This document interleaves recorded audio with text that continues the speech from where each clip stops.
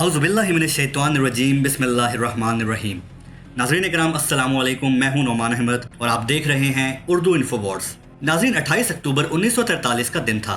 दूसरी जंग अज़ीम ज़ोरों पर थी। हिटलर की जंगी किश्तियों ने इत्तेहादी फ़ौजों की नाक में दम कर रखा था। उस वक्त हिटलर की बहरी कुव्वत को तोड़ने के लिए मशहूर साइंसदान एल्बर्ट आइंस्टाइन के साथ फिलाडेल्फिया में एक निहायत खुफिया तजुर्बा किया गया, जिसका मकसद पूरे जंगी बहरी जहाज को नजरों से ओझल कर देना था। नाज़रीन इकराम, एल्बर्ट आइंस्टाइन उस वक्त इत्तेहादी फौजों की नेवी के लिए काम कर रहा था। दुनिया की नज़रों से इस प्रोजेक्ट को ओझल रखने के लिए ये जाहिर किया जा रहा था कि एल्बर्ट आइंस्टाइन नेवी के लिए टारपीडो बम और अंडर वाटर बारूदी सुरंगें बनाने के प्रोजेक्ट पर काम कर रहा है, जबकि हकीकत में कुछ और ही चल रहा था। 28 अक्टूबर 1943 को फिलाडेल्फिया में ये तजुर्बा जिस जंगी बहरी जहाज पर किया जाने वाला था, इसका नाम USS एल्ड्रिच था। ये एक नॉर्मल दिन था। बहरी जहाज के अफसरों और फौजियों को कुछ पता ही नहीं था कि वो एक खौफनाक साइंसी तजुर्बे का शिकार होने वाले हैं। साइंसदानों की एक टीम दूर कुछ फासले पर दूरबीन लिए जहाज़ों को गौर से देख रही थी। तजुर्बे का आगाज होता है। जहाज के चारों तरफ से बड़ी बड़ी इलेक्ट्रिक मशीनों के जरिए मखसूस फ्रीक्वेंसी पर ताकतवर मकनातीसी लहरें फेंकी जाती हैं और रोशनी का एक झमाका होता है और जहाज गायब हो जाता है। नाज़रीन, तजुर्बे से मुंसलिक तमाम साइंसदान खुशी से उछल पड़ते हैं, लेकिन इनकी खुशी ज्यादा देर बरकरार नहीं रहती, क्योंकि जहाज गायब तो कर दिया, लेकिन जहाज को वापस मंजर आम पर लाने के लिए जो साइंसी प्रोटोकॉल तरतीब दिया गया था वो काम नहीं कर रहा था। 10 मिनट बाद जहाज खुद बखुद जाहिर होता है, लेकिन जहाज पर मौजूद इंसानों की हालत निहायत ही काबिल रहम थी। आधे से ज्यादा लोग जल चुके थे। चंद लोग ऐसे भी थे जो जहाज के स्टील पर जिंदा दफन थे और बचे कुचे लोग पागल हो चुके थे। इस प्रोजेक्ट को फौरी तौर पर टॉप सीक्रेट करार देकर बंद कर दिया गया और तमाम वो रिकॉर्ड मिटा दिया गया जिसके मुताबिक ये पता चलता हो कि अमेरिकी बहरी जहाज USS एल्ड्रिच कभी फिलाडेल्फिया आया था या इस पर कोई तजुर्बा किया गया था। इस साइंसी तजुर्बे का शिकार होने वाले लोगों ने लवाहिकीन से यही कहा कि ये जहाज जंग के दौरान तबाह हो गया है और इसमें मौजूद तमाम लोग हलाक हो गए हैं। ये राज हमेशा राज रहता अगर इस तजुर्बे के बरसों बाद एल बीलेक नामी साइंसदान जो इस तजुर्बे से मुंसलिक था वो अपनी जबान ना खोलता, जिसका कहना था कि हमारा मकसद सिर्फ जहाज को नजरों से ओझल करना नहीं था, बल्कि एल्बर्ट आइंस्टाइन ताकतवर मकनातीसी लहरों के जरिए टाइम एंड स्पेस में जबरदस्त बिगाड़ पैदा करके टाइम मशीन बनाने का तजुर्बा कर रहा था। इस तजुर्बे का दूसरा ऐनी शाहिद कार्लोस एलेंडी था, जो कि इस डेक पर मुलाजिम था जिधर ये तजुर्बा होना था। नाज़रीन इकराम, अगरचे अमेरिका में आज तक इस वाक़े पर कोई तहकीकी कमीशन कायम नहीं हो सका कि USS एल्ड्रिच और इसके अमले को बिना बताए एक गैर इंसानी साइंसी तजुर्बे का शिकार क्यों बनाया गया। लेकिन आज इतने बरस गुजरने के बाद इस तजुर्बे से जुड़े बहुत से लोग हैं जो होशरुबा तफसीलात बता रहे हैं। आज अगर इंटरनेट पर फिलाडेल्फिया एक्सपेरिमेंट लिखकर सर्च करें तो इसकी तमाम तर तफसीलात आसानी से मिल जाएंगी। नाज़रीन इकराम, इस वक्त बहरहाल हमारा मौजू ये है कि क्या अगर आइंस्टाइन वाकई टाइम मशीन बनाने का तजुर्बा कर रहा था तो क्या ऐसा मुमकिन है कि साइंसी तौर पर ऐसी मशीन इजाद कर ली जाए जिसके जरिए हम माजी या मुस्तकबिल में जा सकें। इस सवाल के जवाब में आइंस्टाइन की वो मशहूर मुसावात आपके सामने रखना चाहूँगा जिसे थ्योरी ऑफ रिलेटिविटी यानी E=mc² कहा जाता है, जिसके मुताबिक जब कोई जिस्म रोशनी की रफ्तार हासिल कर लेता है तो वक्त इसके लिए रुकना शुरू हो जाता है। 1991 में अमेरिका में ही होने वाली एक साइंसी तहकीक में कहा गया कि साइंस की एक शाख क्वांटम के मुताबिक टाइम मशीन बनाना मुमकिन है।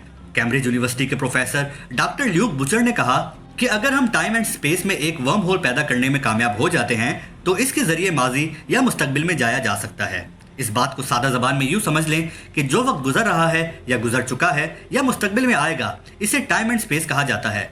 अब वर्म होल क्या है? ये वो टनल है जो टाइम एंड स्पेस में मकनातीसी लहरों के जरिए गड़बड़ पैदा करके वजूद में आती है। इसको मजीद सादा जबान में यूं समझ लें कि आप कागज के एक निहायत ही ऊपर एक नुक्ता लगाएं और एक निहायत ही नीचे।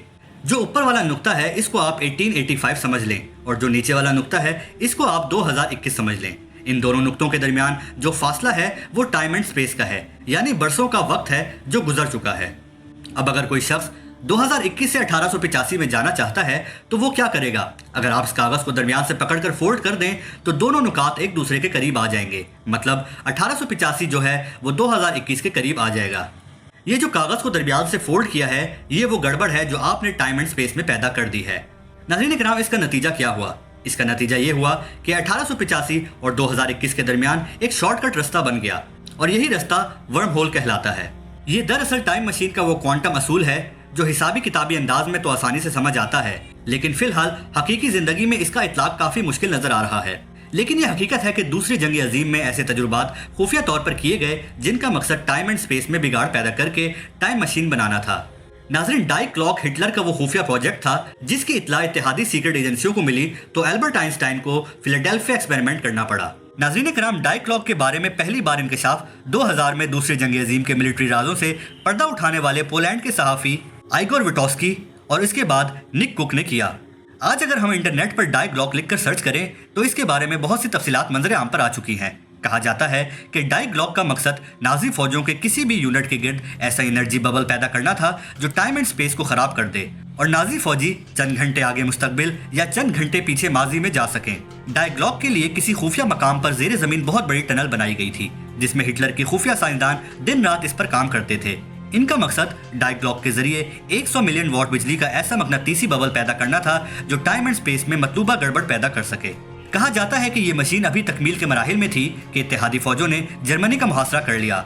हिटलर को जबरदस्त शिकस्त हुई मगर भरपूर तलाश के बावजूद हिटलर की गिरफ्तारी अमल में नहीं आई। जिस खुफिया मकाम पर डाई ग्लॉक को बनाया जा रहा था वो मकाम तलाश कर लिया जाता है मगर डाई ग्लॉक गायब होती है और वहाँ टूटी हुई मशीनों और साइंसदानों की गली सड़ी लाशों के सिवा कुछ नहीं मिलता। इस वाक़े के 20 साल बाद दिसंबर 1965 में अमेरिकी रियासत पेंसिल्वेनिया में आसमान से आग में लिपटी एक मशीन एक वीरान इलाके में गिरती है।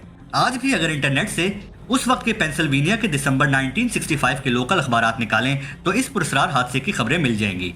एनी शाहिदीन इस मशीन का जो हुलिया बताते हैं वो बिल्कुल डाई ग्लॉक से मिलता जुलता था। इनके मुताबिक इसमें से एक जली हुई लाश भी निकली थी।